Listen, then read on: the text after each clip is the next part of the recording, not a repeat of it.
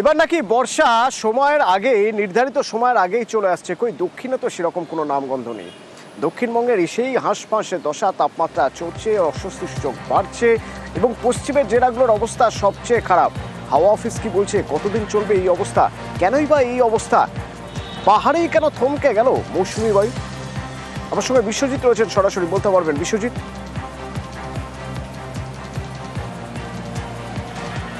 দেখো, মৌসুমি বায়ু বা মৌসুমি অক্ষরেখা যেটি দ্রুত এগোচ্ছিল এবং যে অনুমান ছিল যে মৌসুমি অক্ষরেখা দ্রুত গতিতে এগিয়ে যাবে এবং তার যে গতিপথ সেটাকে ত্বরান্বিত করেছিল বঙ্গোপসাগরে নিম্নচাপ।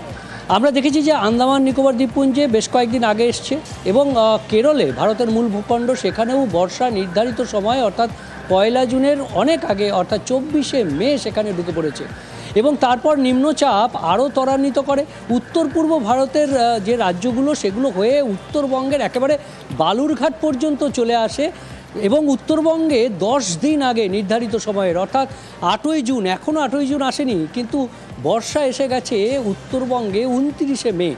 কিন্তু তারপর যেহেতু নিম্নচাপ উধাও হয়ে গেছে, নিম্নচাপ শক্তি হারিয়েছে উত্তর পূর্ব ভারতের রাজ্যগুলিতে এসে, আর সঙ্গে সঙ্গে মৌসুমি অক্ষরেখাও থমকে গেছে।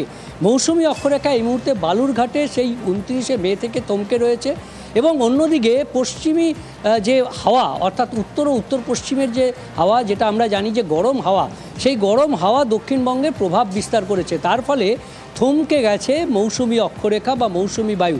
বর্ষা তাই দক্ষিণবঙ্গের দিকে এগোতে পারছে না যতক্ষণ না পর্যন্ত এই দক্ষিণী বাতাস বা দক্ষিণ পূর্বের বাতাস সেটা যতক্ষণ না পর্যন্ত শক্তিশালী হবে ততক্ষণ পর্যন্ত বর্ষা আসার সম্ভাবনা কম। আবহাওয়াবিদরা বলছেন, আলিপুর আবহাওয়া দপ্তরের বিজ্ঞানীরা তারা বলছেন যে 11-12 জুন এরকম একটা পরিস্থিতি, অনুকূল পরিস্থিতি হওয়ার সম্ভাবনা তৈরি হতে পারে। কাজেই 10ই জুন যে নির্ধারিত সময় দক্ষিণবঙ্গের কলকাতায় বর্ষা আসার, তার আগে তো আসছেই না, তারপরে আসবে। তবে এটা বলাই যেতে পারে যে এতদিন আগে আসছিল কেরলে, তাহলে দক্ষিণবঙ্গে কেন পিছিয়ে? এটা কি এবারই প্রথম? না, 28শে জুনেও এসছে বর্ষা দক্ষিণবঙ্গের কলকাতায়, রেকর্ড রয়েছে 2009 সালে 28শে জুন বর্ষা এসেছিল। সবচেয়ে খারাপ অবস্থা বোধহয় পশ্চিমের জেলাগুলোর, কারণ পশ্চিমী হাওয়া ঢুকছে, যাকে আমরা বলি একেবারে লু টাইপের পরিস্থিতি এবং তাপমাত্রাও চড়চড় করে বাড়ছে। আমার সঙ্গে পশ্চিমের জেলার থেকে দুই প্রতিনিধি আমার সঙ্গে রয়েছেন। আমার সঙ্গে ইন্দ্রজিৎ রয়েছেন পুরুলিয়া থেকে এবং আমার সহকর্মী প্রিয়ব্রত রয়েছেন বাঁকুড়া থেকে। আমি একবার প্রথমে ইন্দ্রজিতের সঙ্গে কথা বলবো। কি অবস্থা ইন্দ্রজিৎ?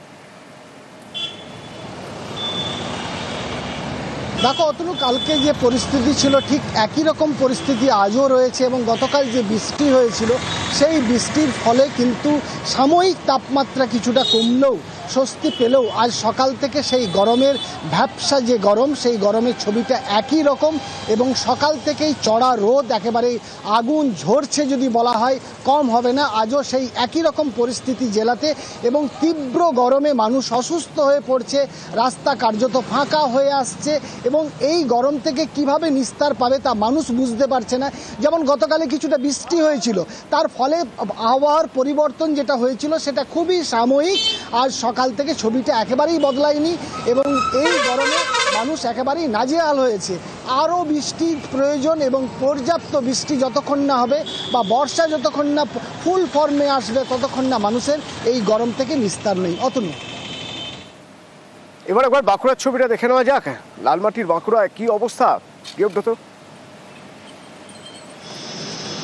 দেখো, বাঁকুড়ায় গতকাল এক সপ্তাহ বৃষ্টি হয়েছে কিন্তু আজ সকাল থেকে একই অবস্থা। কিন্তু সূর্যমামা মধ্যভবনে ওঠার মাত্রই রাস্তাঘাটে কিন্তু লোকজন কমতে শুরু করেছে। যারা নিতান্তই প্রয়োজনে মানুষজন বেরিয়েছেন তারা কিন্তু ছাতা ব্যবহার করছেন, রোদ চশমা ব্যবহার করছেন। এর পাশাপাশি কিন্তু গোটা শরীর ঢেকে বেরোচ্ছেন, কারণ এই রোদ। এর পাশাপাশি কিন্তু আপেক্ষিক আর্দ্রতাজনিত যে গরম রয়েছে সেই কারণে ঘর্মাক্ত পরিবেশ তৈরি হচ্ছে আর এর ফলেই কিন্তু শরীর খারাপ হতে পারে যে কোনো মুহূর্তে। যে শরীরের জল, সেই জল অতিরিক্ত মাত্রায় খাওয়ার জন্য ডাক্তাররা পরামর্শ দিচ্ছেন এবং যারা মানুষজন তারা রাস্তায় বেরিয়েছেন তারা কিন্তু এই মুহূর্তে যে চড়া রোদ মাথায় নিয়ে বেরিয়েছেন তারা কিন্তু নিজের হাতে করে যে জল, সেই জল বয়ে নিয়ে যাচ্ছেন।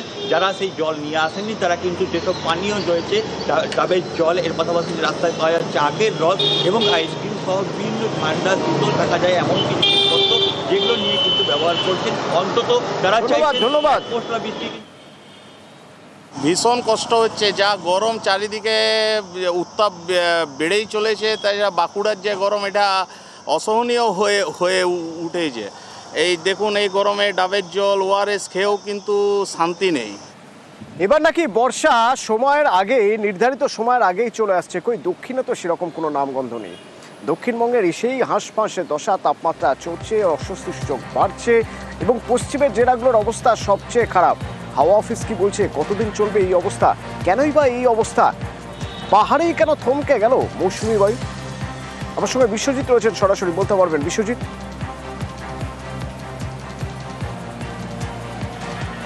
দেখো, মৌসুমি বায়ু বা মৌসুমি অক্ষরেখা যেটি দ্রুত এগোচ্ছিল এবং যে অনুমান ছিল যে মৌসুমি অক্ষরেখা দ্রুত গতিতে এগিয়ে যাবে এবং তার যে গতিপথ সেটাকে ত্বরান্বিত করেছিল বঙ্গোপসাগরে নিম্নচাপ। আমরা দেখেছি যে আন্দামান নিকোবর দ্বীপপুঞ্জে বেশ কয়েকদিন আগে এসছে এবং কেরলে, ভারতের মূল ভূখণ্ড, সেখানেও বর্ষা নির্ধারিত সময় অর্থাৎ 1 জুনের অনেক আগে অর্থাৎ 24শে মে সেখানে ঢুকে পড়েছে এবং তারপর নিম্নচাপ আরও ত্বরান্বিত করে উত্তর পূর্ব ভারতের যে রাজ্যগুলো সেগুলো হয়ে উত্তরবঙ্গের একেবারে বালুরঘাট পর্যন্ত চলে আসে এবং উত্তরবঙ্গে 10 দিন আগে নির্ধারিত সময়ের অর্থাৎ 8ই জুন, এখনও 8ই জুন আসেনি কিন্তু বর্ষা এসে গেছে উত্তরবঙ্গে 29শে মে। কিন্তু তারপর যেহেতু নিম্নচাপ উধাও হয়ে গেছে, নিম্নচাপ শক্তি হারিয়েছে উত্তর পূর্ব ভারতের রাজ্যগুলিতে এসে, আর সঙ্গে সঙ্গে মৌসুমি অক্ষরেখাও থমকে গেছে। মৌসুমি অক্ষরেখা এই মুহূর্তে বালুরঘাটে সেই 29শে মে থেকে থমকে রয়েছে এবং অন্যদিকে পশ্চিমী যে হাওয়া অর্থাৎ উত্তর ও উত্তর পশ্চিমের যে হাওয়া, যেটা আমরা জানি যে গরম হাওয়া, সেই গরম হাওয়া দক্ষিণবঙ্গে প্রভাব বিস্তার করেছে। তার ফলে থমকে গেছে মৌসুমি অক্ষরেখা বা মৌসুমি বায়ু। বর্ষা তাই দক্ষিণবঙ্গের দিকে এগোতে পারছে না যতক্ষণ না পর্যন্ত এই দক্ষিণী বাতাস বা দক্ষিণ পূর্বের বাতাস সেটা যতক্ষণ না পর্যন্ত শক্তিশালী হবে ততক্ষণ পর্যন্ত বর্ষা আসার সম্ভাবনা কম।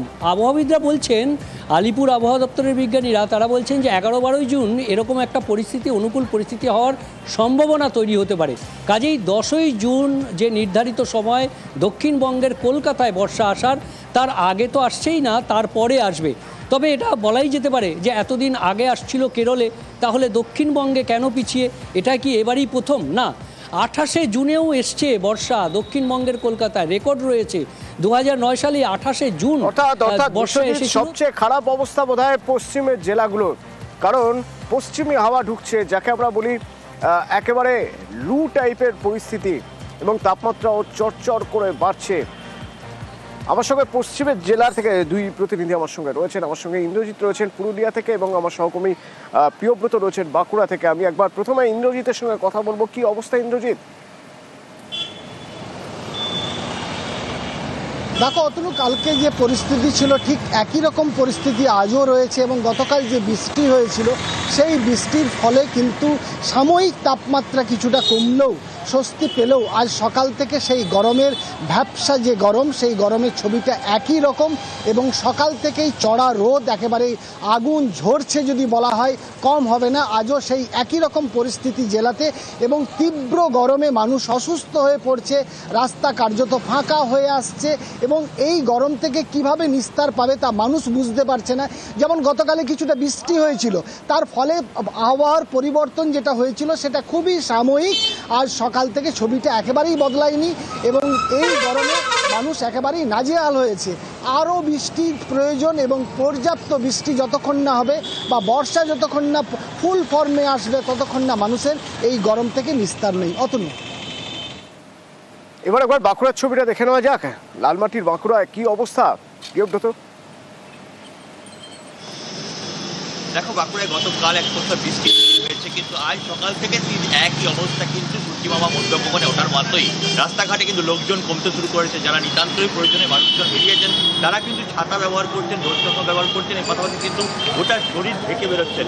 কারণ এই রোদ, এর পাশাপাশি কিন্তু আপেক্ষিক আর্দ্রতাজনিত যে গরম রয়েছে সেই কারণে ঘর্মাক্ত পরিবেশ তৈরি হচ্ছে আর এর ফলেই কিন্তু শরীর খারাপ হতে পারে। যে কোনো মুহূর্তে যে শরীরের জল, সেই জল অতিরিক্ত মাত্রায় খাওয়ার জন্য ডাক্তাররা পরামর্শ দিচ্ছেন এবং যারা মানুষজন তারা রাস্তায় বেরিয়েছেন তারা কিন্তু এই মুহূর্তে যে চড়া রোদ মাথায় নিয়ে বেরিয়েছেন তারা কিন্তু নিজের হাতে করে যে জল, সেই জল বয়ে নিয়ে যাচ্ছেন।